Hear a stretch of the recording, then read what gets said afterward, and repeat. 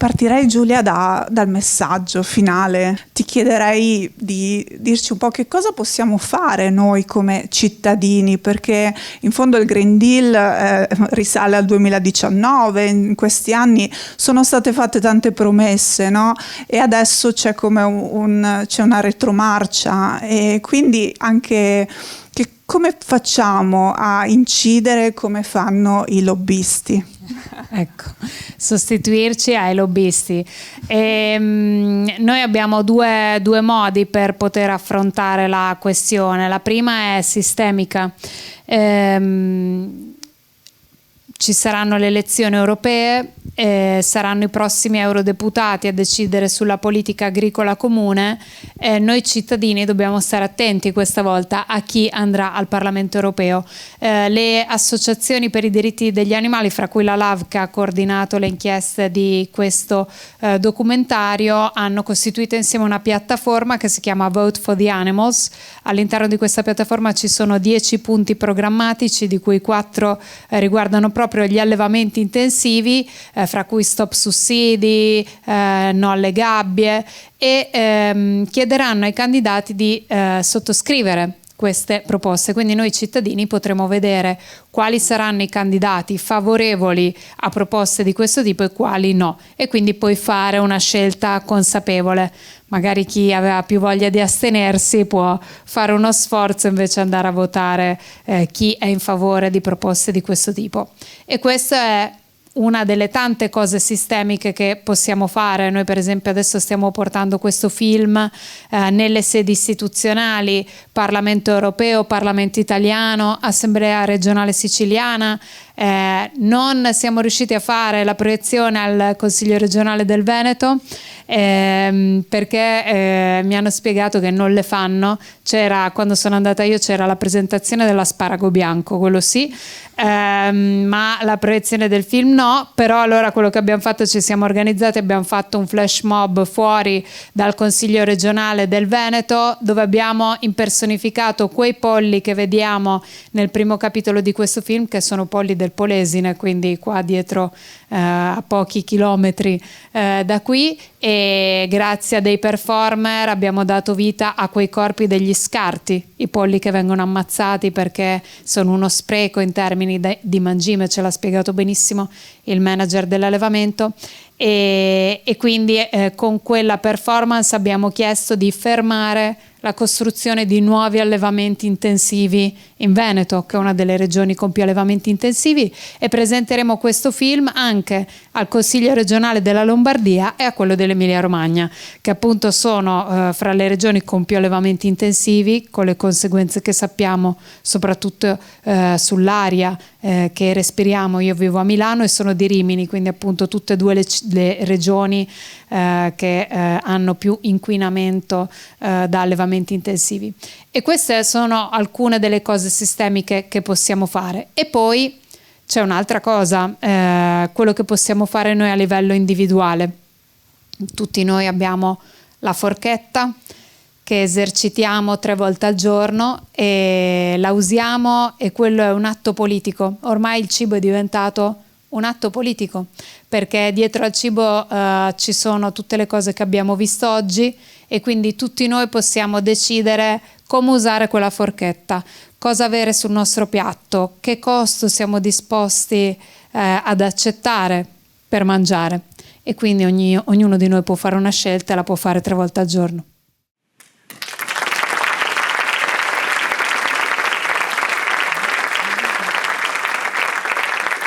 A proposito di questo, ci sono già delle alternative alla carne, ai derivati animali, e credo che i consumatori siano anche più avanti dell'industria degli allevamenti intensivi, no? C'è una richiesta da parte dei consumatori. Come facciamo a così aumentarla, a far capire che non è solo una questione di... I consumatori sono molto avanti, e in questi ultimi anni abbiamo fatto dei passi da gigante in questo senso. Il problema è tutti gli ostacoli che mettono a questi passi in avanti. Basti pensare che il latte di avena o di soia, guai a chiamarlo latte, chiamiamolo bevanda vegetale, viene tassato al 22% di IVA, mentre il latte di mucca al 4%.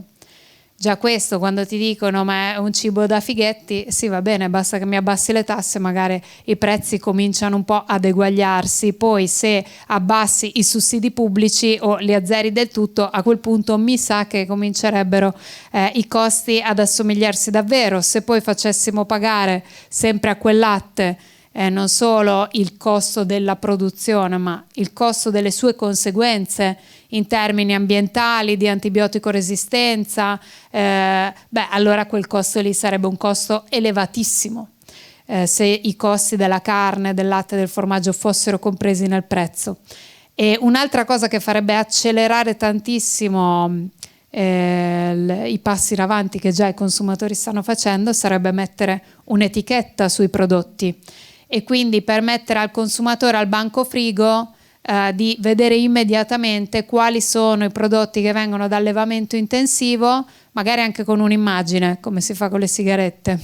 A quel punto i banchi frigo rimarrebbero lì sicuramente intoccati, e quali invece da altri tipi di allevamento. A quel punto già il consumo si ridurrebbe tantissimo, perché il 90% della carne, latte e formaggio viene da allevamenti intensivi, e passerebbe la voglia a quasi tutti di comprarlo una volta che ce l'hai chiaro lì.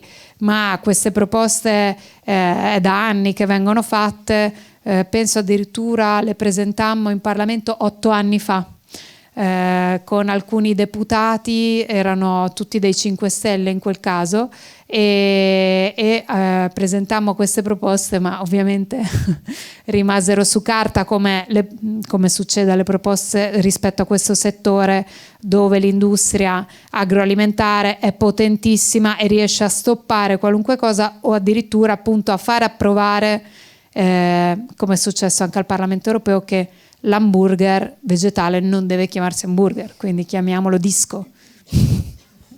Sì, le polpette di ceci non si possono chiamare polpette, ma qui c'è anche una parte di industria che però si oppone, perché fa affari con le polpette vegetali e con l'hamburger vegetale. Ma non è paragonabile il potere economico dei due, quindi è un Davide contro Golia per il momento, e quindi ovviamente chi vuole potersi servire di un bacino elettorale, magari di fondi e magari anche di consulenze, come abbiamo visto nel caso di Paolo De Castro, ovviamente darà ascolto all'industria della carne e non a quella dei dischi vegetali. Tu sottolinei come ci sono diversi motivi per cui essere contro questo tipo di allevamenti, no? E quindi ci sono anche le motivazioni ambientali, della salute, insomma tutta una serie di cose. Ci sono i dati scientifici, è un po' come la lotta al cambiamento climatico, no? Ci sono tutti i dati, eppure si continua a fare il contrario. Quando è che si invertirà questa tendenza? Sì, purtroppo il problema è che potrebbe davvero essere troppo tardi quando si invertirà questa tendenza, ed è per questo che dobbiamo agire subito. E l'Europa deve essere il continente che deve dare l'esempio, perché purtroppo noi adesso dobbiamo ancora aspettare che Cina e India raggiungano il loro apice di consumo di carne, e siamo ancora lontani. Continua a crescere il consumo di carne di questi due paesi. La Cina addirittura ha messo nel suo piano quinquennale il consumo di carne, non solo, anche la costruzione degli allevamenti grattacielo, proprio per aumentare la produzione interna di carne, e quindi intanto ci sarà tutto questo ciclo che il pianeta dovrà subire. Ma noi Europa abbiamo un dovere, penso, un dovere morale, un dovere storico, di dare il buon esempio. Noi siamo stati i primi che abbiamo sfruttato le risorse al massimo, e siamo stati quelli che hanno spiegato che consumare carne è una cosa da ricchi, e questa cosa è arrivata agli altri paesi. La Cina era uno dei paesi più vegetariani in assoluto. La dieta cinese è stata studiata proprio anche perché i cinesi non si ammalavano delle nostre malattie, l'obesità e altre malattie legate, quelle che vengono chiamate le malattie del benessere.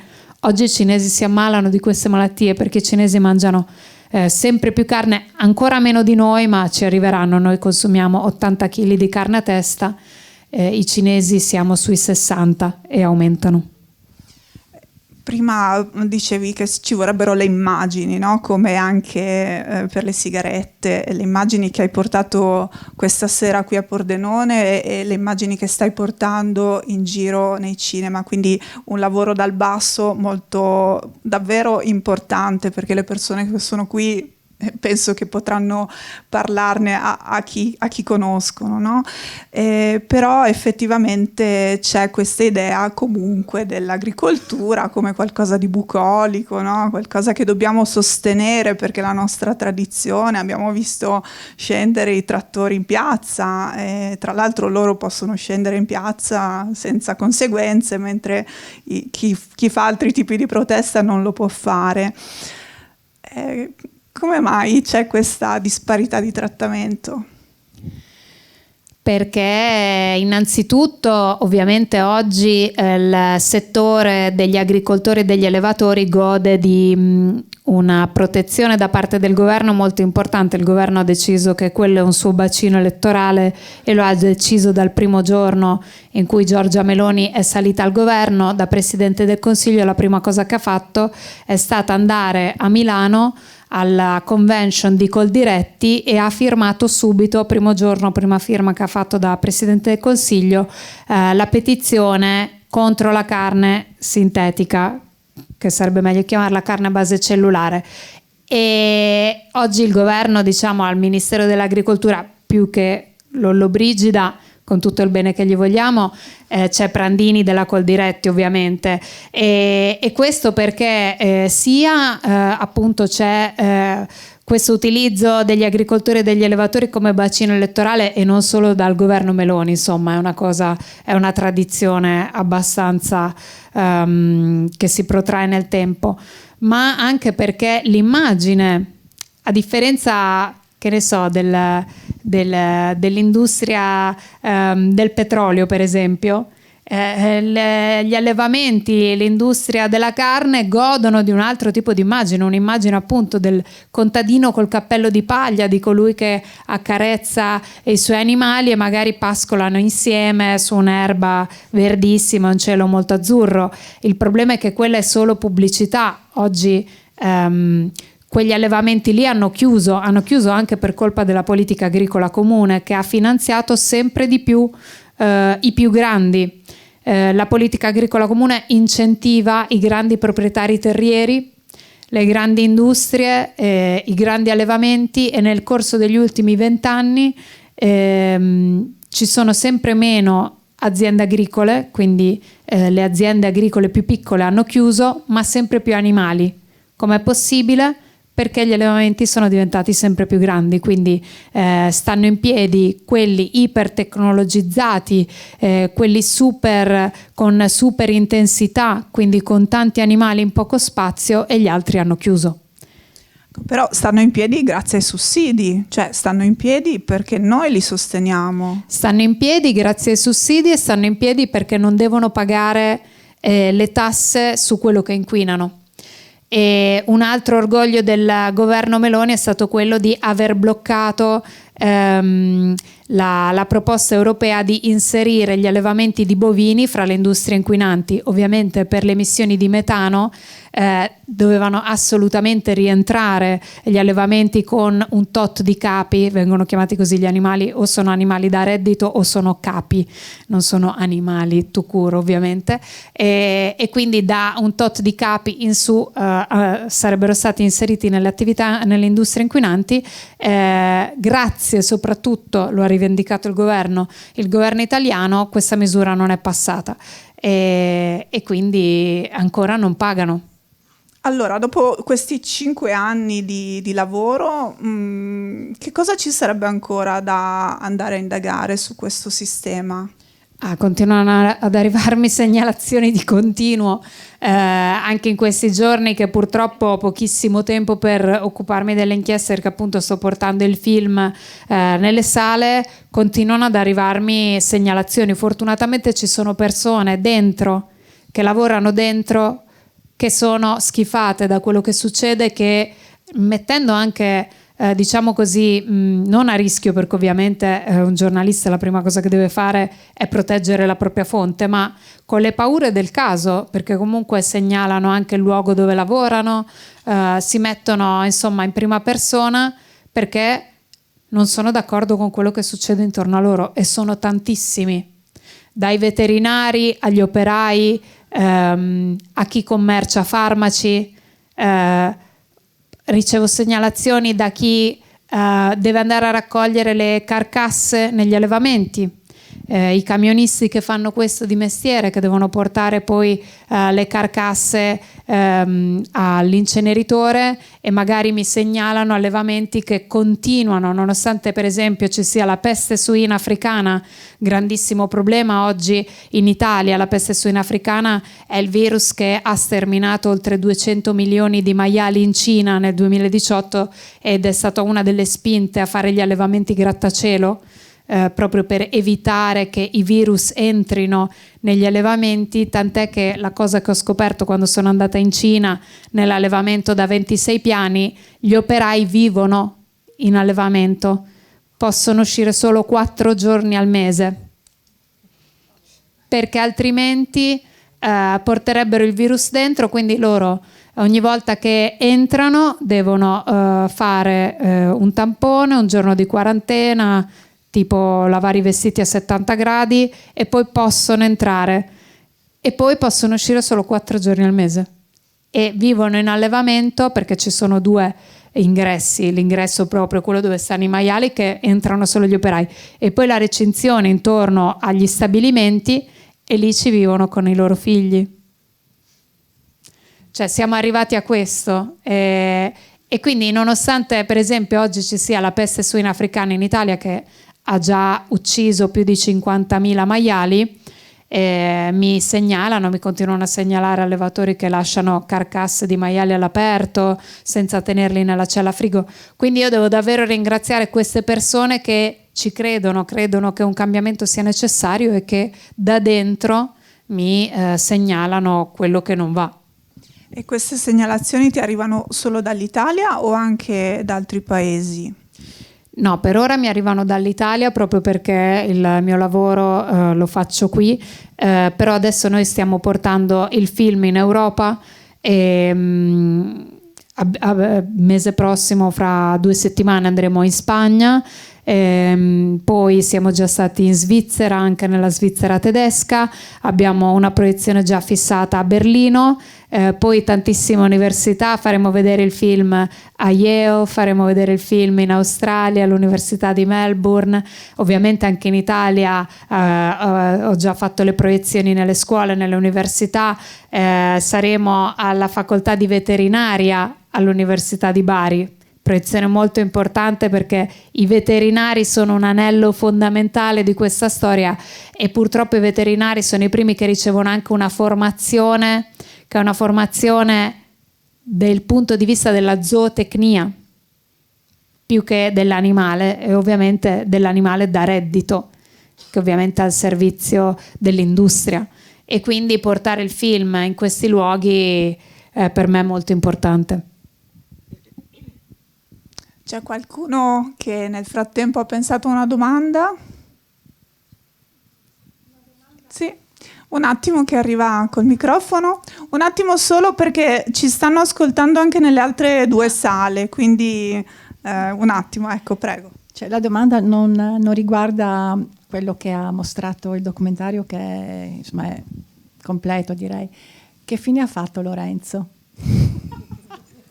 Perché penso che lotta e vive insieme a noi il mitico Lorenzo, e ha persino ancora il badge per il Parlamento europeo, perché nella sua vita reale è un lobbista, davvero un lobbista buono, e adesso lui sta raccogliendo le firme con la sua associazione che si chiama Humans, proprio sulle proposte che noi facciamo, quindi stop sussidi pubblici agli allevamenti intensivi, una moratoria, quindi uno stop a nuovi allevamenti intensivi e un'assemblea pubblica di cittadini estratti a sorte con un nuovo strumento democratico che si sta diffondendo in vari paesi per decidere come destinare i soldi della politica agricola comune, e quindi che siano i cittadini a deciderlo e non, diciamo, le lobby che influenzano i politici. Quindi Lorenzo sta portando il film nelle sale, era con noi quando siamo andati al Parlamento europeo, ne è uscito illeso.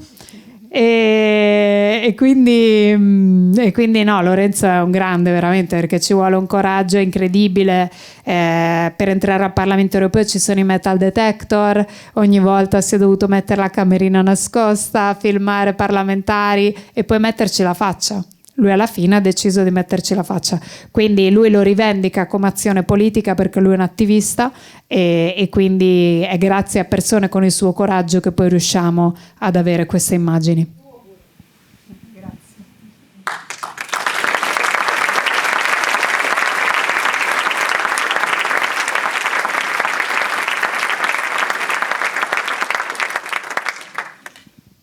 C'è qualcun altro? Sì, vedo una mano lassù. Ma ci vedono anche nelle altre Ci sale? vedono anche nelle altre 2 sale. Allora sì. le salutiamo, ciao Sì. ragazzi. Buonasera, una domanda che sono 2 domande di fatto. Allora, tutto il mondo invece dell'allevamento ittico è la parte 2 del sarà una parte 2 oppure non rappresenta le stesse criticità? E secondo, stavo facendo una riflessione, no? Che oltre a giustamente denunciare tutti questi allevamenti intensivi, ritengo possa essere uno spunto interessante lavorare anche invece sull'evidenziare, valorizzare invece i casi di eccellenza, perché qui abbiamo parlato veramente di tutto ciò che c'è di marcio, ma immagino che nel settore di chi produce ci sia anche gente che lavora bene, lavora in modo virtuoso e meriti i finanziamenti per poter continuare a restare in piedi e a fare bene il suo lavoro. Grazie. Allora, per il mercato ittico c'è un documentario bellissimo che si chiama Seaspiracy su Netflix e tratta proprio tutto il tema a livello mondiale. A me sarebbe piaciuto fare un focus sul Mediterraneo, perché nel Mediterraneo succedono delle cose incredibili, muoiono 50.000 tartarughe l'anno perché restano incastrate nelle reti da pesca, quello che succede ai fondali è causa della pesca industriale, e quindi mi sarebbe davvero tanto piaciuto, poi però questo ci ho messo 5 anni, adesso capiamo un attimo quale sarà il prossimo passo, magari fra 10 anni, no scherzo, però diciamo che poi quando decidi di focalizzarti su una cosa ci vai giù pesante, quindi per scegliere proprio il tema bisogna essere accorti, perché poi ci metto i miei anni, quindi deve essere proprio il tema che decido, su cui decido di spendere un pezzo della mia vita. E per quanto riguarda gli allevamenti migliori, diciamo così, con questo film noi abbiamo voluto denunciare quello che non funziona, perché poi penso che sia anche parte del mio ruolo, del ruolo di giornalista. Preferisco accendere i riflettori su quello che non va, sperando di poter migliorare, che non su quello che va. Dopodiché, come scelta anche editoriale, non abbiamo voluto, diciamo così, dare spazio ai cosiddetti allevamenti etici, perché comunque non è una soluzione, nel senso che la soluzione soprattutto, innanzitutto, non può essere questo consumo di carne, perché se continuiamo a consumare così tanta carne, purtroppo il pianeta non regge. E non solo per gli indiani e i cinesi, ma prima di tutto per noi. Noi oggi consumiamo 3 volte più carne dei nostri nonni. La dieta mediterranea non la fa più nessuno, la fa solo il 10% degli italiani. E poi, come scelta proprio, diciamo che per noi la soluzione non è consumare una carne migliore, ma è andare verso una dieta vegetale, e quindi preferisco denunciare quello che non va per poi sperare che in un futuro potremo evitare di uccidere animali per alimentarci.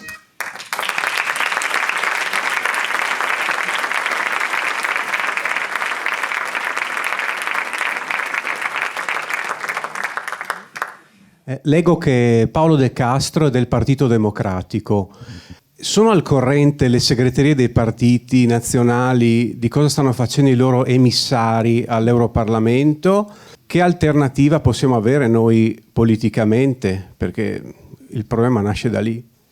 Sì, io spero che Elly Schlein si esprima su Paolo De Castro, perché per quanto mi riguarda un eurodeputato che viene pagato dall'industria agroalimentare non può stare nella Commissione Agricoltura al Parlamento Europeo e decidere sulle leggi, i regolamenti e i sussidi dell'agroalimentare. Si chiama conflitto di interessi, e quindi mi sembra il minimo esprimersi se una persona così può rappresentare davvero i cittadini. Quando vota, per chi vota Paolo De Castro? Questa è la grande domanda, no?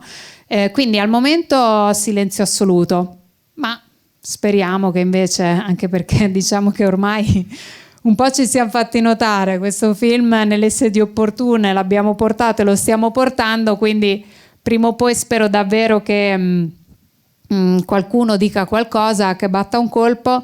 Lui ha battuto un colpo, lui ha minacciato querela, ha detto che si è sentito personalmente offeso dal film, e che dire, mi viene da dire che forse è offeso da se stesso, si è autooffeso, perché noi abbiamo semplicemente mandato in onda le sue parole sia di fronte alle telecamere che soprattutto con delle camerine, e quindi magari vedremo un nuovo fenomeno, quello dell'autoquerela, si querelerà da solo, anche perché ne stiamo vedendo di ogni con questo film.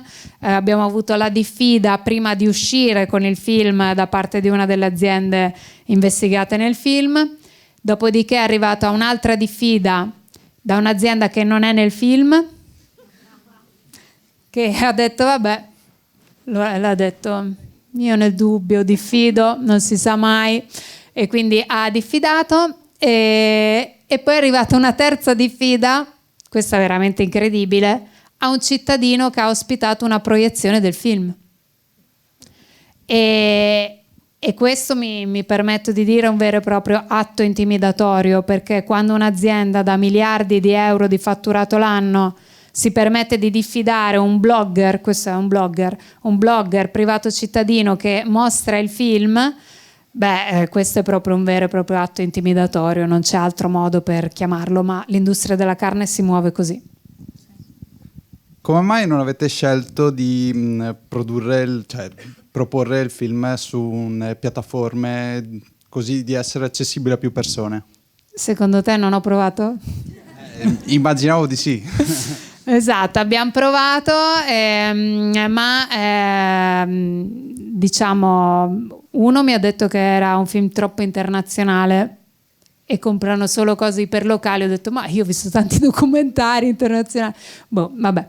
E l'altro invece mi ha detto che è stato più sincero, secondo me, ha detto che il film è un film politico e loro non fanno politica, noi sì, e ne siamo orgogliosi, perché poi non è che fai politica solo se sei eletto, siamo tutti uomini politici, quindi mi auguro che la politica venga fatta anche dal basso, dalla società civile, dai film, da un libro, da qualunque opera, anche l'arte è politica, quindi il nostro film è politico, e poi ha detto che c'erano troppe beghe legali e che il loro team legale non sarebbe stato in grado di rispondere a questo film, che tu dici figurati noi che abbiamo dovuto anche costituire una società di produzione perché nessuno ci voleva produrre, quindi io e Pablo abbiamo costituito la nostra società e l'abbiamo chiamata Pueblo Unido,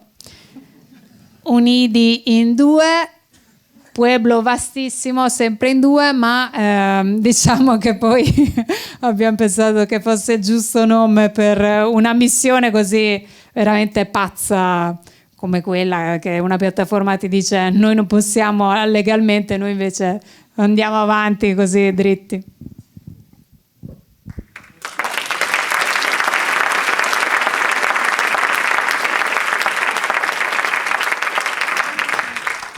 Volevo chiedere, rispetto alle scelte individuali che possiamo fare noi nel quotidiano, cosa ne pensi della scelta ad esempio delle alternative vegetali alla carne rispetto magari a un passaggio a una dieta vegetale che magari prevede un'alimentazione più basata appunto sulla dieta mediterranea di cui parlavamo prima, eccetera. Cosa ne pensi proprio di questa transizione e come noi possiamo fare appunto possiamo avere un impatto con le nostre scelte e come orientarci, magari se magari uno all'inizio, cosa è giusto, cosa è sbagliato secondo te? Sì, non c'è un giusto o un sbagliato, c'è sicuramente ognuno di noi deve capire come fare. Io ero ignorantissima a livello alimentare, cioè aprivo una scatoletta di Simmental e ci mettevo sopra il mais, questo era il mio livello. E quindi poi quando ho cominciato ad abbandonare i prodotti di origine animale mi sono dovuta fare un pochino una cultura, perché altrimenti finita la Simmental non sapevo più cosa aprire buttandoci sopra il mais, fortunatamente, perché adesso mangio molto meglio e ci sono tantissime alternative, ma adesso rispetto a 10 anni fa i supermercati sono pieni. Poi alcuni prodotti non sono buoni, bisogna anche trovare le marche giuste, le cose buone, però le cose buone ce ne sono tantissime e io anche per comodità comunque, per esempio se si possono chiamare hamburger o dischi, come li dobbiamo chiamare, comunque gli hamburger vegetali io li mangio, quelli per esempio io preferisco quelli a base di piselli, per dire. Il latte, peccato che in giro ci sia solo latte di soia, perché se vai in Inghilterra, se vai in Germania è pieno per esempio di latte d'avena, io bevo il latte di avena. Però non al bar ogni volta o vai proprio al bar quello specializzato, oppure c'è sempre il cappuccino di soia, che a me la soia per esempio non piace, e invece latte di avena e latte di riso sono i miei preferiti. Ovviamente tantissimi legumi, quindi in realtà è pieno, scopri anche tante altre cose che magari prima non mangiavi assolutamente, che invece sono buonissime. E con i miei amici, diciamo, per non sbagliarci, andiamo spesso al cinese, che nonostante in Cina mangino un sacco di carne, invece se vai al cinese è pieno di un sacco di cose vegane buonissime. E effettivamente la cucina cinese, che poi ho avuto la fortuna di andarci più volte, per cose che loro magari non gradiscono, perché una volta sono andata per mostrare il mercato della carne di cane e poi sono tornata per l'inchiesta appunto sugli allevamenti grattacielo in Cina, però nel mentre ho potuto assaporare la cucina cinese, che per me è la cucina insieme a quella italiana più buona al mondo. C'è un altro sistema che è quello mediatico, infatti, che l'hai accennato, no? Avete dovuto voi produrvi questo documentario, quindi anche questo va scardinato e sta insieme all'altro sistema che è quello di produzione della carne. Sì, è uno dei motivi, anche perché poi l'industria è riuscita a penetrare anche il sistema mediatico attraverso il suo potere commerciale, la pubblicità, che serve soprattutto per bloccare le inchieste più che per convincere il consumatore che quello che vede sia una cosa reale. Tant'è che addirittura un'azienda ha fatto pressione su una testata per togliere un articolo che parlava del nostro film. Questa cosa mi è arrivata, pensa a tutte le cose che io non so. E fare inchieste su questo settore è difficilissimo, proprio perché l'industria del cibo è una delle industrie che investe di più in termini pubblicitari, e quindi riescono a bloccare tantissime inchieste sui giornali locali, in TV, riescono a far pressione davvero per non far andare in onda anche le cose.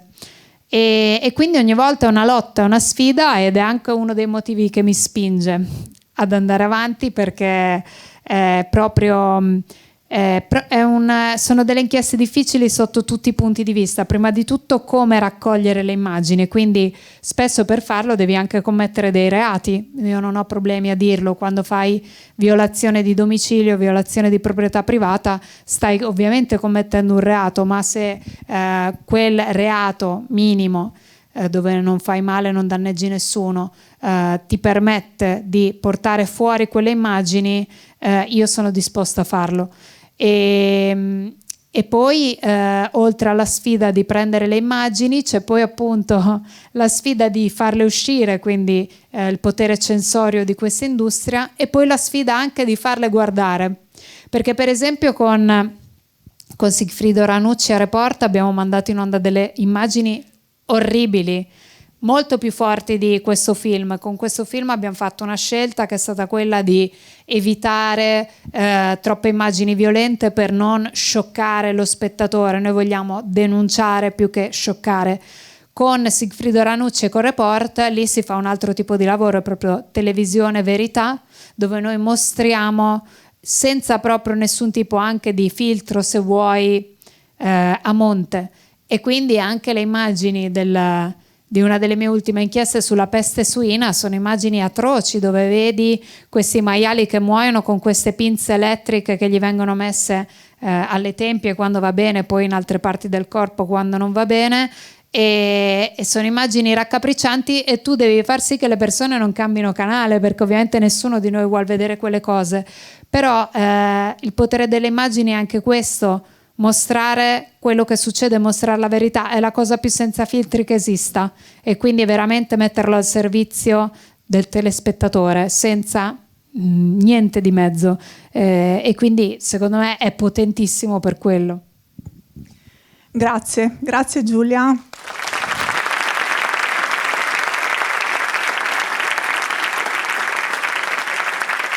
Grazie a voi.